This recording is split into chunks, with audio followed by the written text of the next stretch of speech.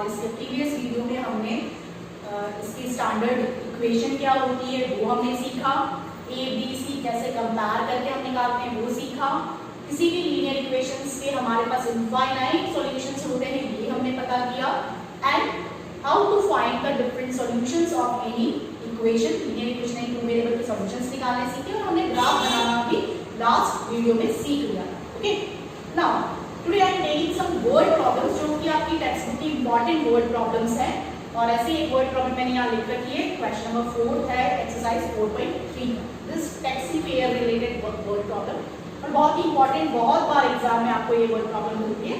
So let's check क्या दिया है इसमें। The taxi fare in city is as follows, for the first kilometre the fare is 8 rupees and for the subsequent distance it is 5 rupees per kilometer. Taking the distance covered as x kilometer and total fare as y kilometer.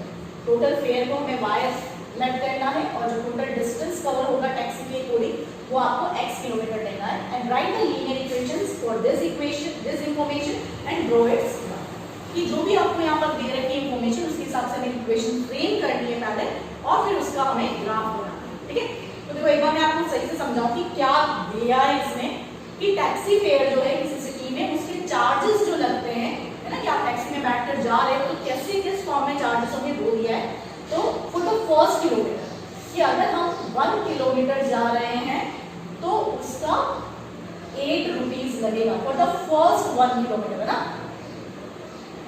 ठीक है, उसके बाद जितने भी kilometres आगे हम जाएंगे उसके अकॉर्डिंग हमें 5 rupees पर किलोमीटर का पेमेंट करना है ना, एंड रिमेनिंग किलोमीटर्स जो है, रिमेनिंग डिस्टेंस जो भी हम जाएंगे उसका 5 rupees पर किलोमीटर के अकॉर्डिंग चार्जेस देना है। ठीक है, तो सिंपल सा अगर हम एग्जांपल लें कि अगर हमें 10 किलोमीटर्स टैक्सी में बैठकर कहीं जाना है तो हमें कितना रुपीस उसे फेयर के अकॉर्डिंग देने होंगे, है ना।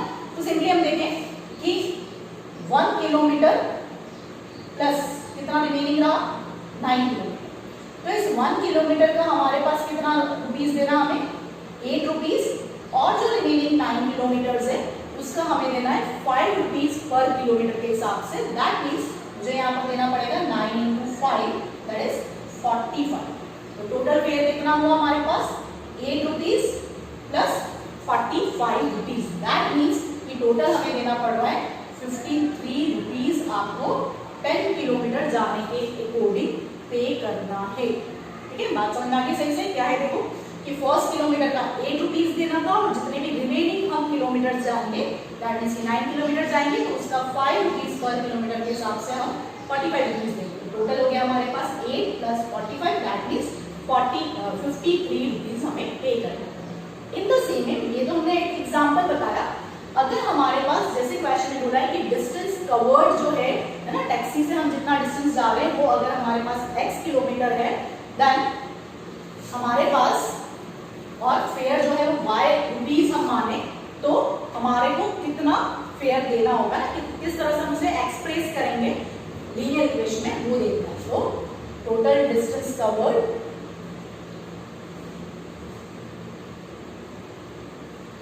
is given as x kilometer and total fare is y rupees। अब देखो जैसे अभी मैंने 10 किलोमीटर का एग्जांपल बताया, वैसे ही अगर हम देखें कि अगर हमें x किलोमीटर कहीं जाना है तो इसका 1 किलोमीटर का जो हमारे को फेयर लगेगा वो क्या हो जाएगा 8 rupees, और रिमेनिंग तो देखो वहां 10 था तो हमने 1 प्लस 9 किया रिमेनिंग, है ना।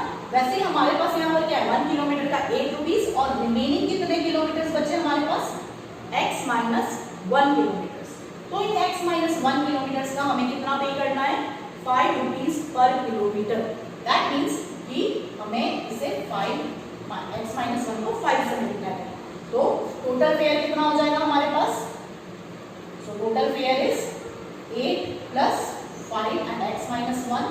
अगर इसे हम सॉल्व करें then you get this 5x minus 5 and this is 8 plus, sorry, this is 5x और 8 माइनस 5 को अगर हम सॉल्व कर दें देन दिस इज 3। और ये क्या है हमारा total fare, what is given as total fare y।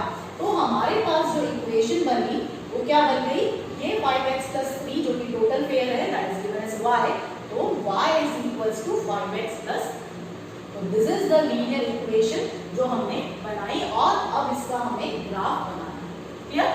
तो यहाँ पर सिंपली x किलोमीटर्स का 1 किलोमीटर का हमने 8 रुपीज दिया, रिमेनिंग x माइनस 1 का 5 रुपीज दिया, यानी कि टोटल हमने कितने रुपीज दिए जो कि y एक्सिस। ठीक है, तो ये बहुत ही अब जो इक्वेशन बनी वो बहुत इजी सी है, हमें सिर्फ इसका ग्राफ प्लॉट करना है। तो सिंपल हम x की डिफरेंट वैल्यूज डालते जाए, you will get the value of y। कैसे करेंगे, हम ऑर्डरली भी निकाल सकते हैं वैसे तो यहाँ पर, है ना, आप चाहो तो पूरा सॉल्व करके निकालना, मैं ऑर्डरली निकाल दूंगी। उसमें क्या आ जाएगा हमारे पास कि simply you have x and y, you have to find at least 3 solutions, है ना। तो देखो सिंपली अगर मैं x की जगह 0 डालूं, है ना, तो 0 into 5 0 plus 3 दैट इज 3। तो अगर x की जगह 0 डालेंगे तो हमारे पास 3 आएगा। फिर x की जगह मैं 1 डालूं तो 1 into 5 5 plus 3 8। जब हमने 1 डाला हमारे पास 8 आया। अगेन नेक्स्ट अगर मैं x की जगह 2 डालूं तो 5 2s are 10 10 plus 3 13। तो अगर हमने 2 डाला तो दिस इज 30। तो ये आपके 3 सॉल्यूशंस आ गए। Now you have to draw this solutions on a graph. तो देखते हैं ग्राफ पर कैसे बनता है ये। नाउ अब हमें जब ग्राफ बनाना है तो first we have to draw x axis and y axis.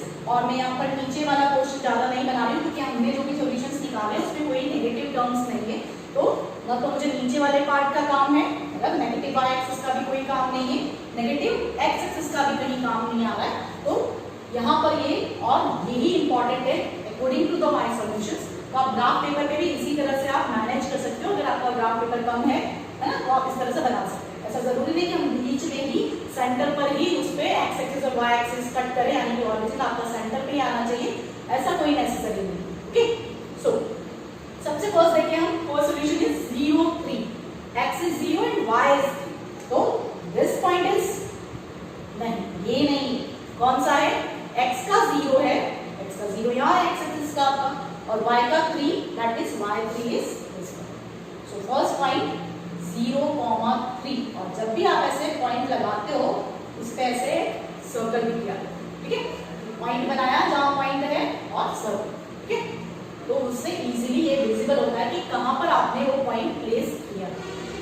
Now next one 1, 8, यानी x is 1 and y is 8, x is 1 y is 8, so my next point is this one, this is 1, 8, next 2 and 13, x is 2 and y is 13, so this is the 2 and 13. Now join this and check करो कि आपकी एक straight line आ रही है या नहीं आ रही है। सो स्केल से आप प्रॉपर्ली मैच करते हुए इन्हें ज्वाइन कीजिए एंड दोनों ही एक्सिस को कट करते हुए, तो ये एक्स एक्सिस को इस पॉइंट पे कट करिए, वाई एक्सिस को इस पॉइंट पे कट करिए, ऐसे कट करते हुए आप इसे ले जाइए तो हमारे पास ये आ गई। और जो भी लाइन है आपके पास, हमारी क्या इक्वेशन आई थी, वो इक्वेशन आप इस पर ऐसे मेंशन करें। तो आपका ये पूरा ग्राफ कंप्लीट हो गया इस क्वेश्चन का। इजी था बट इक्वेशन फ्रेम करना थोड़ा सा टिपिकल है। तो अगर आपने इक्वेशन सही बनाई होगी तो हम सॉल्यूशन सही निकाल पाएंगे और फिर हम उसका ग्राफ सही बना पाएंगे। अगर इक्वेशन सही नहीं बनी है तो पूरा टोटली रॉन्ग हो जाएगा आपका ये 4 मार्क्स का question. Okay, so now moving to the next question. So now I am taking the next question, question number 6. What is that? This is a physics related question. If work done by a body on application of a constant force is directly proportional to the distance traveled by the body. Express this in the form of an equation in 2 variables and draw the graph of the same by taking constant force as 5 unit. Okay? क्या दिया है देखो कि work done, कि कोई body जो work done कर रही है ना, on application of constant force. जब भी आपके पास कोई वर्क डन होगा तो कोई फोर्स लगना चाहिए तब वो वर्क डन हो सकता है। तो यहाँ पर भी इसी फॉर्म में दिया है कि वर्क डन जो है that is directly proportional to the distance traveled by the body. The work done is directly proportional to the distance traveled by the body. ये फोर्स जब हम लगाएंगे तो जो डिस्टेंस कवर किया उस बॉडी ने उस डिस्टेंस के प्रोपोर्शनल है वर्क। और आपने फिजिक्स में पढ़ा होगा कि जब भी हम ये प्रोपोर्शनैलिटी साइन हटाते हैं और इक्वल टू लिखते हैं तो उसके साथ एक प्रोपोर्शनैलिटी कांस्टेंट आता है ना, और वो प्रोपोर्शनैलिटी कांस्टेंट हमारे पास क्या है यहाँ पर, फोर्स कांस्टेंट, ठीक है, इनटू दिस डिस्टेंस। जो भी आपके पास यहाँ पर प्रोपोर्शनैलिटी कांस्टेंट होता है उसकी जगह हम इक्वल टू लगाते हैं, तो उसकी जगह हमारे पास प्रोपोर्शनैलिटी कांस्टेंट लिखना होता है हमें इसके प्रोडक्ट, ठीक है। और ये फोर्स कांस्टेंट मतलब प्रोपोर्शनैलिटी कांस्टेंट हमें गिवन है एज ए 5 यूनिट। तो अगर हम चाहे तो इसे लिख सकते हैं 5 इनटू डिस्टेंस, ओके। अब देखो क्या बोला था हमें कि इस लीनियर इक्वेशन इन 2 वेरिएबल्स में हमें एक्सप्रेस करना है। तो मान ले अगर हम कि वर्क डन को हम इन let work done be work done is equals to y ले लो इसे, चलो, and the distance traveled by the object is equals to x। तो देखो हमारा वर्क डन क्या है y, y हो गया आपके पास, and 5 into the distance is x। तो हमारे पास y equal to 5x इसकी इक्वेशन बन गई, ठीक। और इसका हमें क्या करना है, ग्राफ भी बनाना है, ठीक। तो ग्राफ बनाना बहुत ही इजी है, x के आप डिफरेंट वैल्यूज डालते जाओ, उसको मल्टीप्लाई करो 5 से, तो आपके पास y की वैल्यूज आ जाएगी and you can easily draw the graph of this question. So वो आप खुद करेंगे और क्वेश्चन नंबर 5 भी आप खुद करोगे, बहुत इजी सा है, उसमें आपको सिर्फ एमसीक्यू फॉर्मेट में कुछ दे रखा है, okay. So I am coming to this question number 7 जो कि बहुत इंपॉर्टेंट क्वेश्चन है इस टेक्स्ट बुक का। क्या दिया है 7th क्वेश्चन में, we have given a word problem और आपको दिया है 2 गर्ल्स के बारे में इंफॉर्मेशन दी है कि Yami and Fatima, 2 students of class 9 of a school together contributed 100 rupees towards Prime Minister's Relief Fund to help earthquake victims। कि 2 स्टूडेंट्स है क्लास 9 की, यामिनी एंड फातिमा, उन दोनों ने मिलकर टुगेदर है ना कंट्रीब्यूटेड 100 रुपीज, दोनों ने मिलकर 100 रुपीज क्या है प्राइम मिनिस्टर्स रिलीफ फंड में उन्होंने दिए। Then write the linear equation which satisfies this data and draw the graph. तो देखो इक्वेशन बनाना तो यहाँ पर बहुत इजी है, कोई प्रॉब्लम नहीं है इसमें, कि लेट यामिनी का जो कंट्रीब्यूशन है, Yamini's contribution be x rupees, and इसी तरह से हम माने कि Fatima's contribution be y rupees, okay.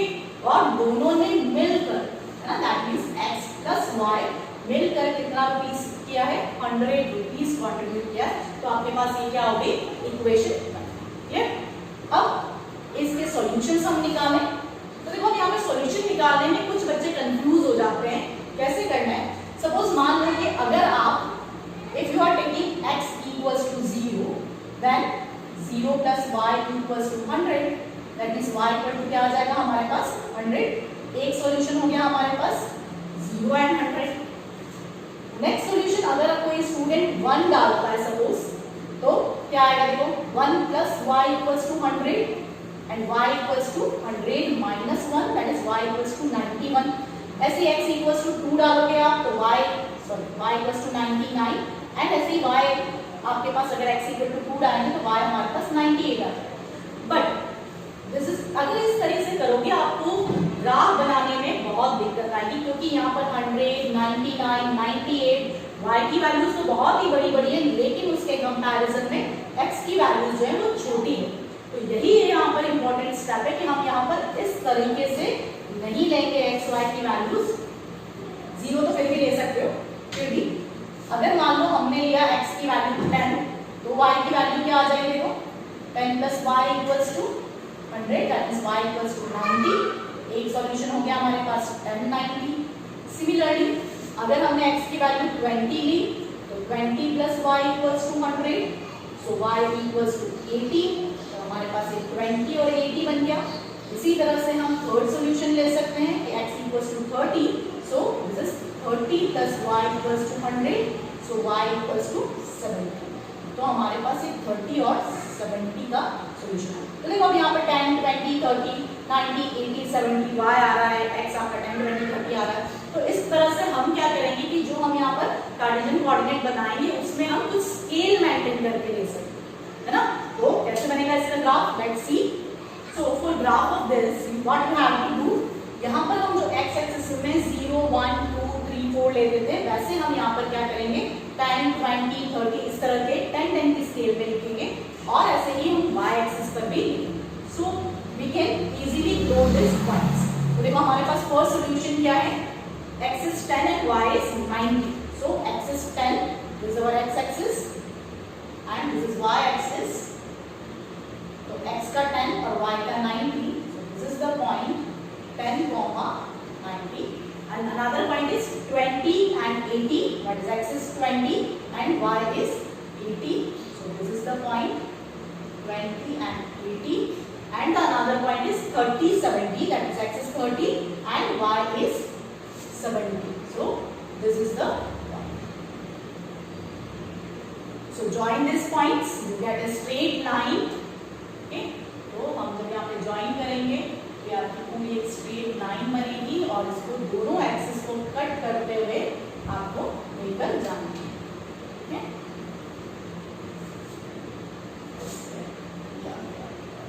So this is x plus y equals to 100.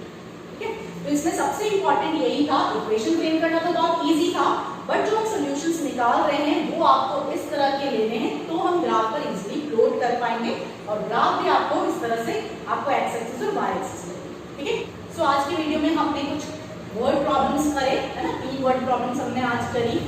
Okay, और लास्ट क्वेश्चन है वो मैं अपने नेक्स्ट वीडियो में लूंगी क्योंकि वो थोड़ा सा बड़ा क्वेश्चन है। ठीक है, तो तब तक आपको ये सारे क्वेश्चंस कंप्लीटली अपनी कॉपीज में करने हैं और जो आपको इंस्ट्रक्शंस दिए हैं मैंने बीच-बीच में हर जगह कि क्या आपको ध्यान रखना है उस पर आप थोड़ा सा ध्यान रखें। सो वेट फॉर माय नेक्स्ट